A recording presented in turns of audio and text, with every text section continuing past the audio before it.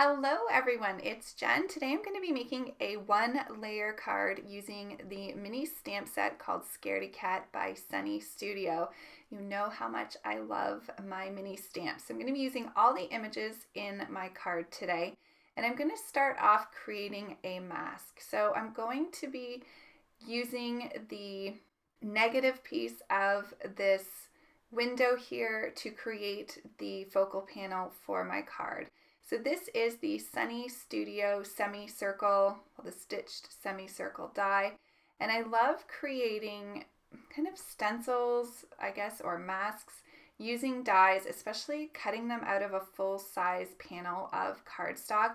This way it protects your entire panel while you're doing some ink blending, which I'll be using some Distress Oxides today. So I went ahead and used some Heffy Doodle Memo tape, and I just taped my two panels together here. And I'm going to start with laying out the images, trying to figure out where I want them. I played with the placement of the stars a little bit here, but I love that this set has the moon and stars to create a little night scene if you want to.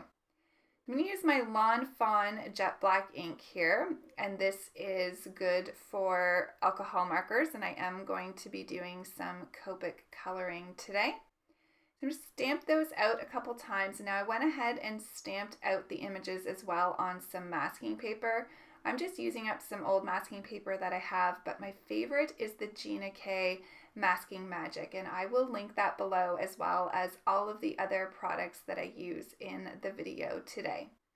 So now that I have my masks on, I'm going to create a simple ground here, or the lawn, I guess, the grass, for my image. So I'm just using some masking paper and my scissors, and I just cut the little hillside that I wanted for my scene.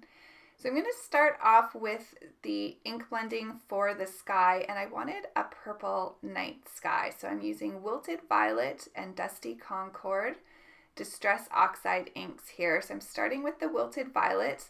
I want the lightest color to be to the bottom. Then I'm going to come in with the Dusty Concord. And I've sped this up quite a bit. Because I'm not using Bristol Smooth cardstock, it was a little bit more work to blend these. I'm using Accent Opaque, which is alcohol-friendly paper, and it's really affordable, and I love it just as much as my Nina Solar White. So to make this look a little bit more like night, I'm going to bring in the black soot, and I'm just going to add a little bit of that to the outer portion of the semicircle. And then I'm going to come in and I'm going to blend this all together. So this will give me a little bit of black mixed in with the purple. And again, just going back and forth with the Dusty Concord and the Wilted Violet. So now I'm going to pull up the mask for my ground. I'm going to use that top piece, and I'm just going to place that over top of the sky. And I am going to bring in that bottom piece here and reuse it. Now that ink was really wet, so it's not sticking very well. So I'm just going to use some more Memo tape here to hold that down. So it doesn't look pretty, but I wanted to reuse this so I didn't have to use a new piece of masking paper. For the grass, I'm going to use some forest moss. I like this color for a night scene. It's really muted, and I think it just plays well with the darker night sky. So now I can go ahead and carefully remove my tape here, and now you can see how pretty that little focal panel looks, all nice and ink blended. So I'm going to carefully remove my masks here. I'm just using my reverse tweezers to help me. The masking paper is very wet because I did saturate the paper quite a bit with the Distress Oxide inks. So although this is sped up, I did do this very slowly and carefully. You just want to make sure you don't tear your paper. So once I get this last star here, I can go ahead and peel up my cat in the pumpkin. I love the little smiling face on this pumpkin. So I'm just going to be really careful here. I use my tweezers to kind of help get started, and then I find with the bigger images, it's easier to pull up that masking paper with your fingers. So I did let that dry for quite a while. I didn't want to transfer any of the Distress Oxide ink onto my nice white panel here. And now I can start with the coloring. So for the pumpkin, I'm going to use E09, YR18, YR04, and Y38. So I wanted a really dark kind of saturated pumpkin to go with the night scene, as well as that more saturated green of the forest moss for the grass. So for the pumpkin, I just added the E09 to the outer edges of the pumpkin and then where those lines are drawn. I also added some under the cat's paws there because they would cast a little bit of a shadow. And then bringing in the YR18 and pulling that out, and then the YR4, and then the Y38 for the center here. Now I did go over this twice just to bring back some of those darkest shadows there. I really felt like they got blended out during that first pass. And I often do this just to make sure that those edges where you want that dark contrast really are noticeable. So you can see here I'm just using those darkest markers, pulling that color a bit more up into the middle. It's one reason I like starting with my darkest markers. I find for the first layer, I'll just kind of be careful and add just a little. And then once that full image is complete with the first pass of the coloring, then I can decide if I want to pull some of that darker color down more, which is what I'm doing for the pumpkin. So once I have the pumpkin done, I'm just going to use my C9 for the eyes, the nose, and the mouth. I will add some of my black glaze pen over this at the end.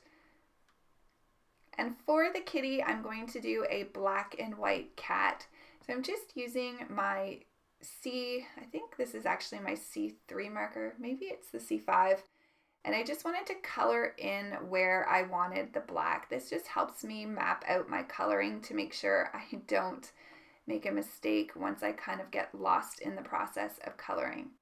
So for the cat, I'm going to do a 3-color blend. I'm using the C9, the C7, and the C5. Just use that C7 really sparingly along the outer side of the cat and a little bit on the paws there. So then I'll come in with the C7 and pull that out, and then finally the C5.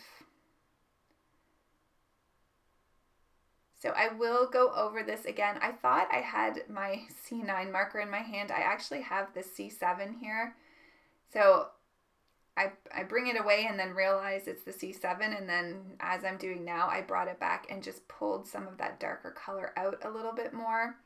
I just wanted to make sure that the cat was nice and dark black on the outer edges again, just because it's a night scene. So just leaving a little bit there for the C5. So for the white, I'm using just a 2-color blend. It's a fairly tiny area, so I'm using C3 as my darkest, and then C1 is the lightest, and then I will blend that out with the colorless blender. Now originally here I thought I wanted the stars white, so you're going to see me color them the same as the white areas on the cat, but I do later change my mind once I see the moon colored in. So once I get the white done, I will add a little bit of R20 to the cheeks and the little tongue on the kitty, which is so cute sticking out.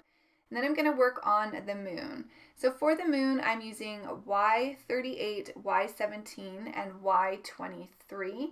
Just adding that darkest color to the bottom portion of the moon. I want the center to be lighter, almost like it's giving a little bit of a glow off the center of the moon. Again, I will add those darkest colors a couple times, and here's where I felt like those stars just didn't look right in the white. So I'm going to use the same 3 markers here to color the stars, and I felt like that balanced it out much better. So just to fix up the areas where my Distress Oxide didn't quite meet, I'm bringing in the V09 Copic marker, and I'm just adding some of that around the areas there where you could see those noticeable gaps. And then I also decided to bring in the V17. I felt like the V09 was just a little bit too dark, so I'm going to try to blend that out with the V17, and that will dry back and it will look much better. So while that's drying, I'm going to do the finishing touches here. So I'm bringing out my white gel pen. I'm adding some highlights, also filling in the white on the cat's eyes. And then I'm bringing in my black glaze pen here. So this is where I'm going to do the facial features on the jack-o'-lantern, the little nose on the kitty, and then I tried to do the eyes, but the white was still wet. So I'm just going to leave that alone and let that dry. While I do these areas, I do come in and do the little whiskers on the cat too, just so you can see them better. They kind of got lost in the coloring and in the ink blending. So I decided to add some white dots with my gel pen here to look like stars in the sky, and I felt like this really completed the scene. It's amazing how just such a little detail can make such a difference on your cards. So that white is now dry, so I'm going to add some black into the eyes of the cat, and here's where I do the whiskers. And now I'm going to stamp my sentiment. So I did decide to use my mini Misti here. I didn't want to risk messing up the stamping of my sentiment. At first I thought I was going to have the sentiment underneath the little focal scene, and then I decided that I would have it on the grass because it actually fit there perfect, which was not planned, but I love how it looks there. Then I can just add those little white dots back into the kitty's eyes, and the card is complete. So there's a fun little 1-layer card for you today using the Sunny Studio Scaredy Cat mini stamp set. I hope you guys enjoyed it. Thank you so much. As I said, everything will be linked below in the description box. Have a fantastic day, everyone, and I will see you soon. Bye.